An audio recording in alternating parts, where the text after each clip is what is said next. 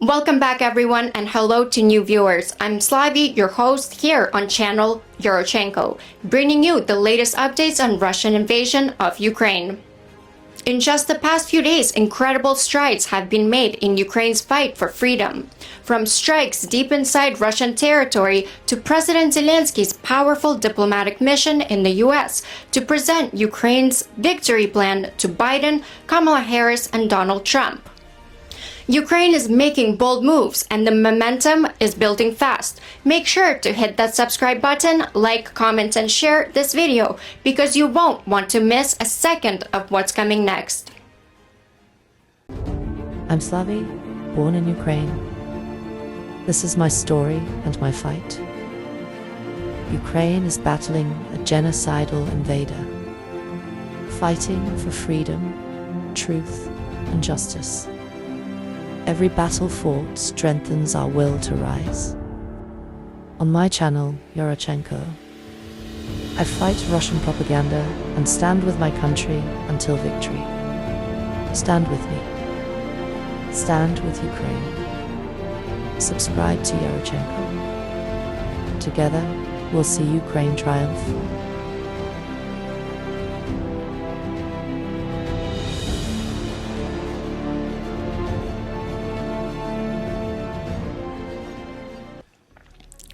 Let's start with the key headline: Zelensky's high-stake visit to the United States.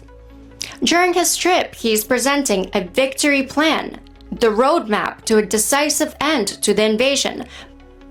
There was a visit that really struck home. Zelenskyy made a powerful stop at the Scranton Army Ammunition Plant in Pennsylvania, one of the few places in the US producing the 155mm artillery shells Ukraine needs to keep up the fight. Zelenskyy personally thanked the workers for their efforts, making it clear that their work directly impacts the battlefield. It's a vivid reminder of how crucial US support has been and will continue to be as this war pushes forward. Thank you so much. You helped us to survive against Putin invasion. And thanks to your families, and God bless, everything will be very good with your families and with you. God bless America. And Slava Ukraini. Thank you again very much for everything, guys. Thank you.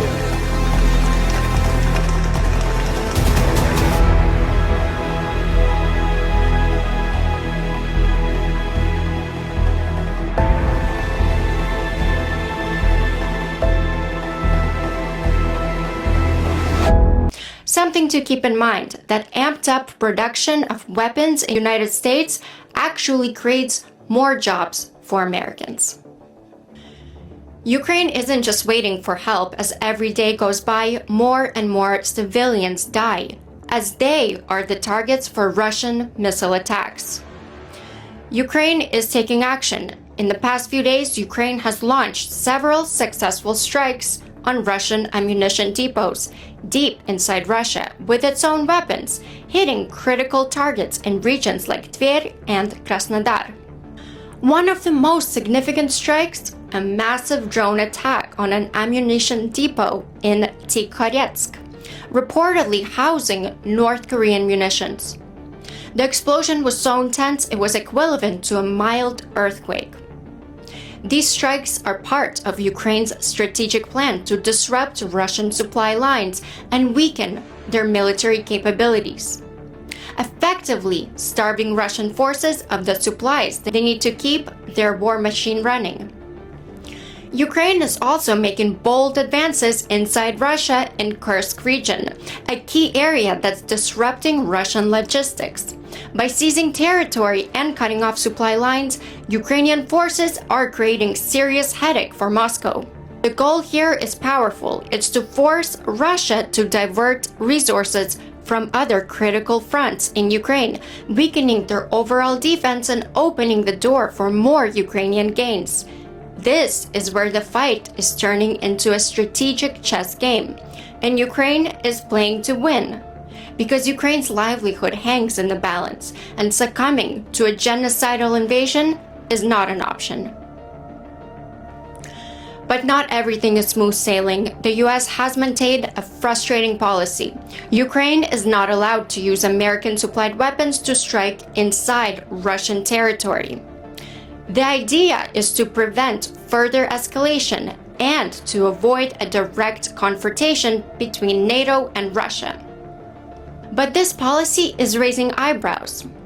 How can Ukraine be expected to fully defend itself and strike back at critical military infrastructure in Russia if its hands are tied when it comes to using the very weapons the US is providing? It's a situation that just doesn't make sense and frankly feels immoral considering the stakes. Zelensky's diplomatic efforts in the US are ongoing at UN General Assembly in New York. The world needs a peaceful future and sustainable development. And I say this as the president of Ukraine, a country resisting Russia's brutal colonial aggression. And we know exactly how much global unity can achieve both here at the UN and through the peace summits for Ukraine, where we aim to overcome the destructiveness of Russia and its accomplices. Putin has stolen much already, but he will never steal the world's future, I'm sure. Thank you. Slava Ukraini. Zelensky met with key world leaders, including Japanese Prime Minister Fumio Kishida, who announced a new energy aid package to help Ukraine prepare for the upcoming winter. Zelensky called Japan's support crucial, especially as Russian attacks on Ukraine's energy infrastructure continue. Kishida drove home the point, stating, "Ukraine today may be East Asia tomorrow. We must stand firm against aggression."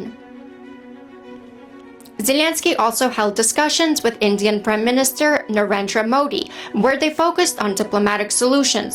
While Modi reiterated India's call for peace, Zelensky stressed the importance of global unity against Russian aggression. India's voice is powerful on the global stage, Zelensky said, highlighting India's role in supporting Ukraine's sovereignty.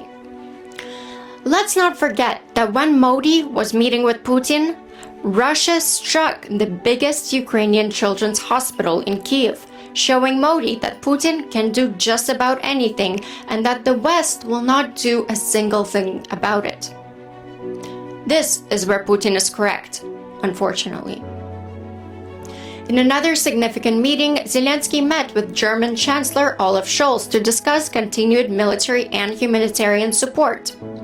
While Scholz reaffirmed Germany's commitment, saying Germany stands with Ukraine in its fight for freedom and sovereignty, there was a major point of contention. Scholz lost his balls once again.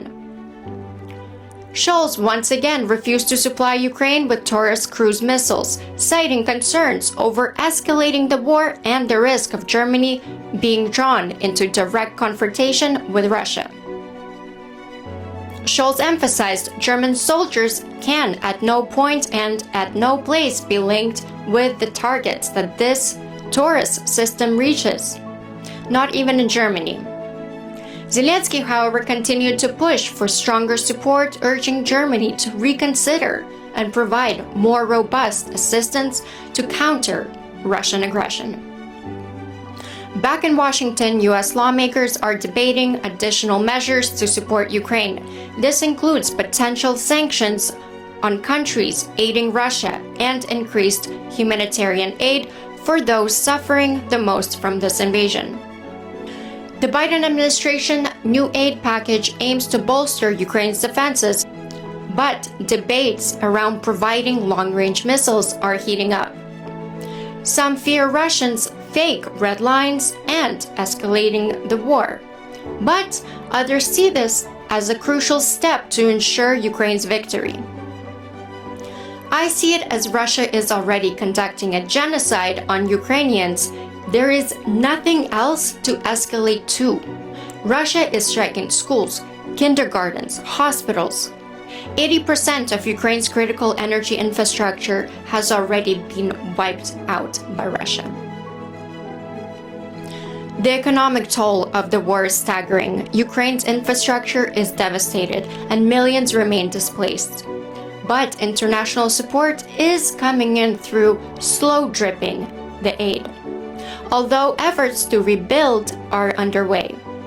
The US has pledged more humanitarian aid to help those displaced by the war, while international partners are focusing on rebuilding schools, hospitals, and other critical infrastructure in liberated areas.